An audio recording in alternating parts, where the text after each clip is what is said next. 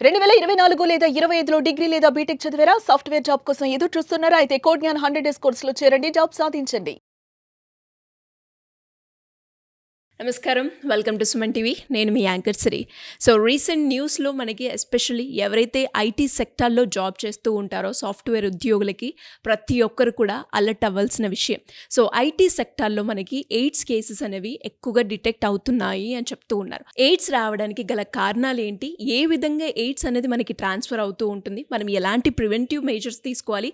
వీటన్నిటి గురించి ఈ రోజు క్లియర్‌గా ఎక్స్‌ప్లెయిన్ చేయడానికి మనతో పాటు ఉన్నారు డాక్టర్ ప్రతిభ గారు. అడిగి తెలుసుకునే ప్రయత్నం చేద్దాం. Hello madam. హలో సిరి. సాఫ్ట్‌వేర్ ఇండస్ట్రీలో హెచ్ఐవి కేసెస్ అనేవి ఎక్కువగా అయిపోతున్నాయి అని వార్తలైతే వింటూ ఉన్నాం. దానికి గల కారణాలేంటి? అసలు హెచ్ఐవి ఏ విధంగా ట్రాన్స్ఫర్ అవుతుంది? అండ్ హెచ్ఐవి అనగానే ఎయిడ్స్ వచ్చేసింది, వాళ్ళకి దూరంగా ఉండాలి, వాళ్ళని ముట్టుకోవద్దు అని కూడా ఉంటూ ఉంటారు. సో హెచ్ఐవికి ఎయిడ్స్కి ఉన్న డిఫరెన్స్ ఏంటి మ్యామ్? ఈ మధ్య national AIDS control society release చేసిన డేటా ప్రకారం హైదరాబాద్లో, అది పర్టికులర్గా ఐటీ సెక్టార్లో హెచ్ఐవి ఇన్ఫెక్షన్స్ ఎక్కువగా డిటెక్ట్ అవుతున్నాయి అని చెప్పి ఒక డిస్టర్బింగ్ ఫ్యాక్ట్ మనకు తెలియటం జరిగింది.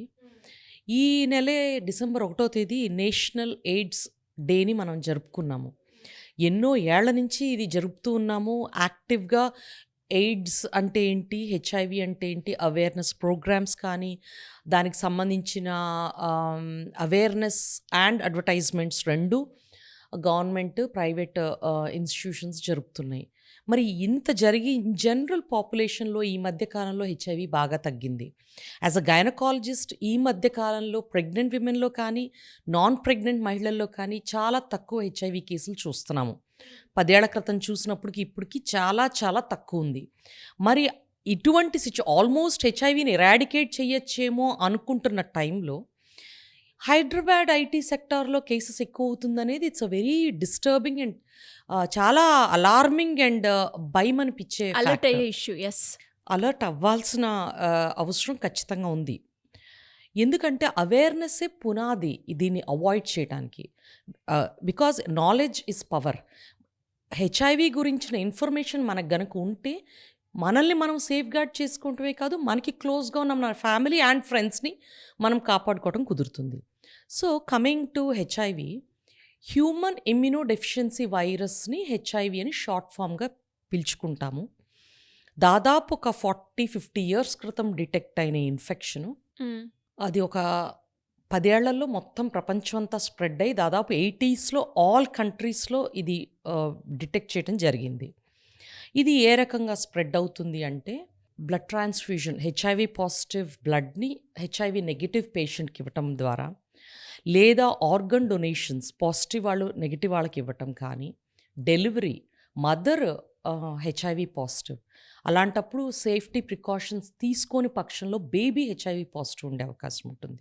అలాగే హెచ్ఐవి పాజిటివ్ పేషెంట్ యూజ్ చేసిన నీడిల్స్ని ఐవి ఇంజెక్షన్కి కానీ, ఇతర ఫామ్ ఐఎం ఇంజెక్షన్స్ కానీ హెచ్ఐవి నెగిటివ్ వాళ్ళు వాడినట్టయితే, లేదా అన్సేఫ్ సెక్షువల్ ప్రాక్టీసెస్ యూజ్ చేసినప్పుడు, ఈ 5 మేజర్గా మనం చెప్పచ్చు.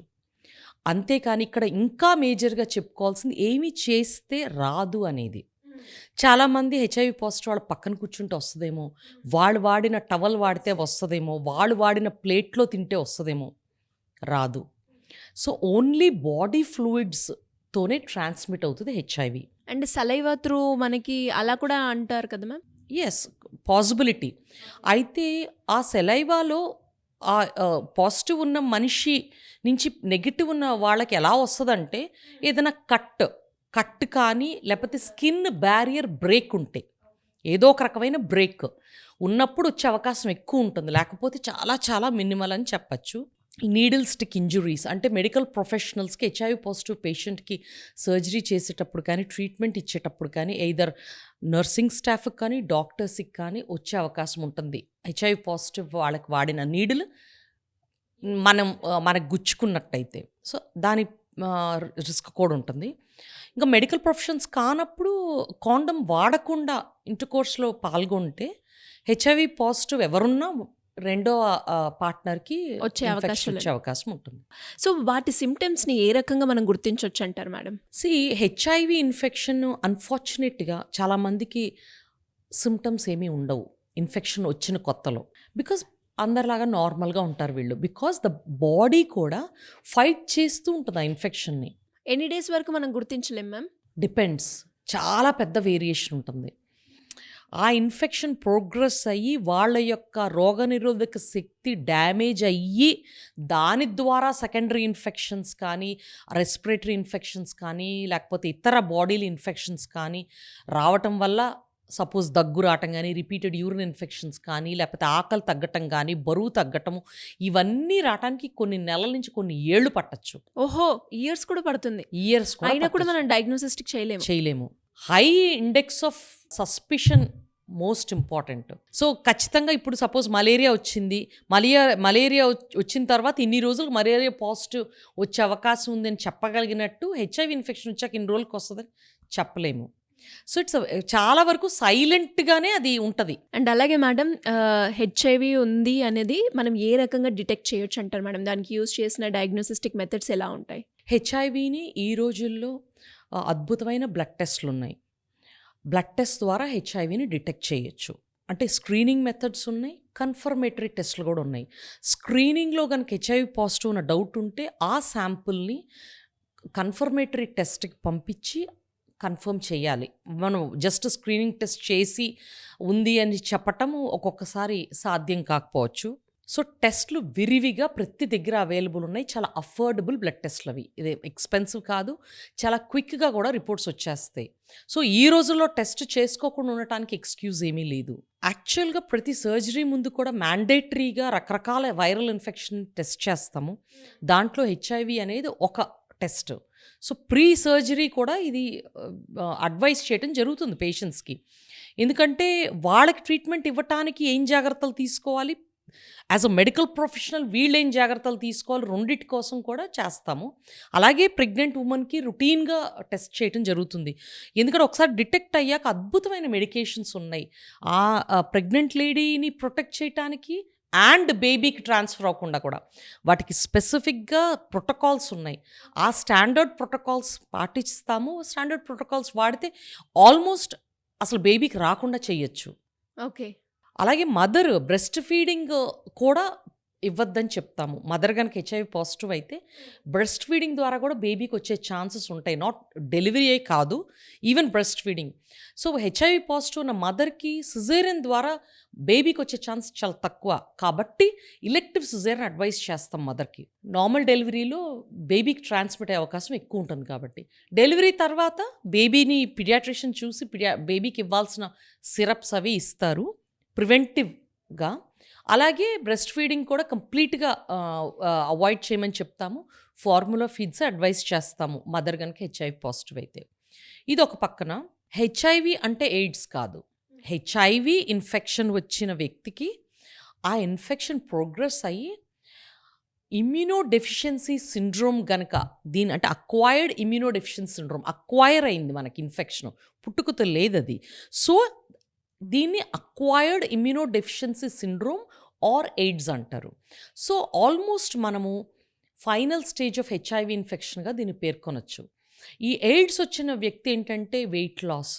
మరి ఎలా మేడం? అంటే ముందుగానే ఈ హెచ్ఐవి గురించి ఇప్పుడు అలర్ట్ అయ్యే ఇష్యూ కాబట్టి ఎవరైనా కూడా ముందు జాగ్రత్తలు తీసుకోవాలి అంటే టెస్ట్లు ఒకటేనా మార్గం, లేదంటే ఇంకేమైనా ఆల్టర్నేట్ సోర్స్ ఉందంటారా? హెచ్ఐవి రాకుండా ప్రివెంట్ చేయడం చాలా చాలా ఇంపార్టెంట్. ఒక్కసారి హెచ్ఐవి వచ్చాక దాన్ని బ్లడ్లోంచి తీసేయటం కుదరదు. మందులు అద్భుతమైన అవైలబుల్ ఉన్నాయి. అవేం చేస్తాయి, హెచ్ఐవి ఇన్ఫెక్షన్ ఎయిడ్స్ దాకా ప్రోగ్రెస్ అవ్వకుండా ప్రివెంట్ చేయగలవు తప్ప బ్లడ్లో ఉన్న హెచ్ఐవి వైరస్ని తీయలేవు. Not possible. ఒకసారి హెచ్ఐవి ఇన్ఫెక్షన్ వచ్చిందంటే that infection will stay for life. అది పోవటం అనేది జరగదు. ఇది మోస్ట్ ఇంపార్టెంట్. సో రాకుండా prevention is better than cure అని మనకు తరతరాలుగా తెలిసినట్టు always very very important to prevent. రాకుండా జాగ్రత్త పడాలి. వచ్చిందని తర్వాత డాక్టర్ సలహా మేరకు దానికి తగ్గ ట్రీట్మెంట్ తీసుకోవటం అంతే. Okay. Healthy life style maintain చేసి హెల్దీగా రెగ్యులర్గా టెస్టులు చేయించుకుని రెగ్యులర్గా మందులు వాడటం వల్ల ఇప్పుడు అద్భుతంగా పెరిగింది లైఫ్ స్పాన్ అండ్ ఎక్స్పెక్టెన్సీ. డెఫినెట్‌గా. కానీ మేజర్‌గా మనం ఇక్కడ గుర్తుపెట్టుకోవాల్సింది ప్రివెన్షన్‌ని మీరు మర్చిపోవద్దు. ఎలాంటి జాగ్రత్తలు తీసుకోవాలి మ్యామ్? సో, ప్రివెన్షన్‌కి ఆల్వేస్ సింగిల్ యూజ్ సిరింజెస్ వాడాలి ఇంజెక్షన్స్ వాడేటప్పుడు. టెస్టెడ్ బ్లడ్ అంటే ఇప్పుడు ఆల్మోస్ట్ ఆల్ బ్లడ్ బ్యాంక్స్‌లో టెస్టెడ్ బ్లడ్డే అవైలబుల్ ఉంటుంది. అలాగే మీరు సెక్షువల్ ఇంటర్‌కోర్స్‌లో మీకు తెలియని అంటే పార్ట్నర్ హెచ్ఐవి స్టేటస్ తెలియనప్పుడు ప్రొటెక్టివ్‌గా బ్యారియర్ మెథడ్ మేల్ కాండమ్ గానీ, ఫీమేల్ కాండమ్ గానీ యూజ్ చేయటం మీరు అది తప్పకుండా వాడటం అవసరం. సీ ఇక్కడ చాలామంది కన్‌ఫ్యూజ్ అవుతారు. కాండమ్ ప్రివెంట్ చేయటం ప్రెగ్నెన్సీ ప్రివెంట్ చేయటమే కాదు. Condom will prevent different types of sexually transmitted infections. అందులో ఒకటి హెచ్ఐవి. క్లమీడియల్ ఇన్ఫెక్షన్ ప్రివెంట్ చేస్తది. రకరకాల సిఫిలిస్‌ని ప్రివెంట్ చేస్తది. ట్రైకోమోనాస్ రకరకాలైన సెక్షువల్లీ ట్రాన్స్‌మిటెడ్ ఇన్ఫెక్షన్స్‌ని ప్రివెంట్ చేస్తది కాండమ్. సో, మీకు ప్రెగ్నెన్సీ ఛాన్స్ లేకపోయినా ఇన్ఫెక్షన్ వచ్చే ఛాన్స్ అయితే ఎప్పటికీ ఉంటది. So, don't forget this. So, always please use barrier protection either condom, male condom or female condom and be aware of the situation. ఇప్పుడు ఈ ఐటీ సెక్టార్‌లో డ్రగ్ యూజ్ ఎక్కువైంది. సో, ఈ మధ్య కాలంలో వచ్చిన న్యూస్‌లో హైదరాబాద్‌లో ఈ ఐవీ ఇంజెక్షన్స్ వాడటం వల్ల హెచ్ఐవి వచ్చే ఛాన్సెస్ ఎక్కువైనాయి. బీట్ ఎక్కడైనా ఏ సిచ్యువేషన్‌లో అయినా. ఏమైతదంటే డ్రగ్స్ తీసుకున్న తర్వాత ఆ డెసిషన్ మేకింగ్ కెపాసిటీస్ కానీ, స్ట్రెయిట్‌గా ఆలోచించే కెపాసిటీస్ తగ్గుతాయి. తగ్గినప్పుడు ఆ వీక్ మొమెంట్‌లో పక్కనోళ్ళు వాడింది వీళ్ళు వాడితే చాలా high risk of HIV infection transmission ఉంటది. సో, దీని పట్ల అవేర్‌నెస్ ఉండటం ఒక్కటే మార్గం. There is no other way. And treatment work వచ్చేసరికి ఏ విధంగా ఉంటుంది madam? Treatment always HIV treat చేసే డాక్టర్స్ ఉంటారు. ఫిజీషియన్స్ ట్రీట్ చేస్తారు. నంబర్ 1. నంబర్ 2 టెస్టులు చేసిన తర్వాత పాజిటివ్ రిపోర్ట్ గనుక వస్తే ఈ ఇమ్యూనిటీ వీక్ అయ్యే క్రమంలో మీకొచ్చే సింప్టమ్స్ ఎక్స్‌ప్లెయిన్ చేస్తారు. ఎంత రెగ్యులర్‌గా బ్లడ్ టెస్టులు చేసి మీ ఇమ్యూన్ సిస్టమ్ ఎంత బలంగా ఉందనేది చెక్ చేయటానికి టెస్టులు జరుగుతాయి. ఆ ఇమ్యూనిటీ సిస్టమ్ ఒక క్రిటికల్ లెవెల్ కంటే తగ్గినప్పుడు మీకు మెడిసిన్ ప్రిస్క్రైబ్ చేస్తారు.